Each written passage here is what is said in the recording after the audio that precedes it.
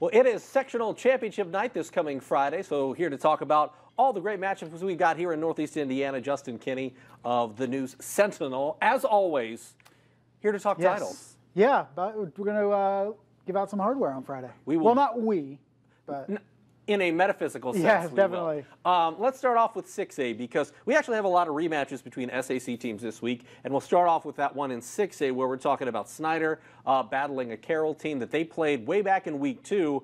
We thought that one might be a little closer, and it ended up being 69-7. How do you see this matchup being any different, or do you see it being similar, or what are some of the things we've learned about these teams throughout the season?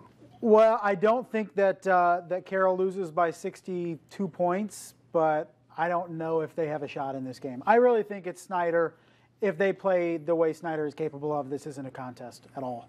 What do you think we learned from Snider last week? Because, you know, the game against Homestead down at Lucas Oil Stadium back in week 5, I mean, Homestead had their moments. Yeah. Jaya Wright had his moments in that game that made you think, if they can fix a few things later down the road, this game is going to be more competitive if they meet in the postseason. It was not. It was 37. It was 37-0, and it felt like it wasn't even that close. Yeah.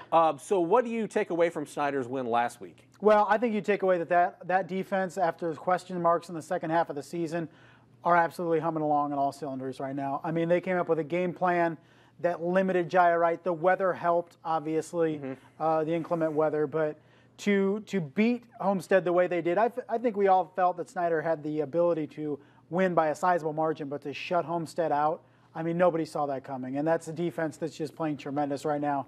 And that's the issue with Carroll right now going into Friday.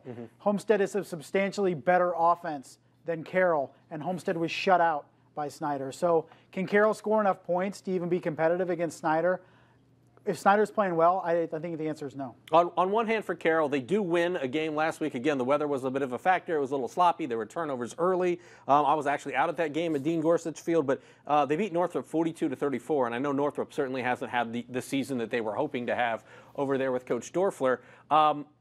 But Keyshawn Edwards was problematic, as he has been for every team this season. Christian Covington with that offensive line is kind of a souped-up version of Keyshawn Edwards and that running game for the Bruins. So how do you see Carroll trying to at least try to limit what Snider does offensively in the run game? I mean, that has to be the game plan. Yeah, absolutely, and that's the issue. They gave up so many yards and so many points to Northrop last week. Very good running game with Keyshawn Edwards, but you are going up in competition against Snider. So you're thinking, not only do you question if the Carroll offense can even get much going, if anything, against that Snider defense, how does that Carroll defense slow down a Snider offense that's playing very well?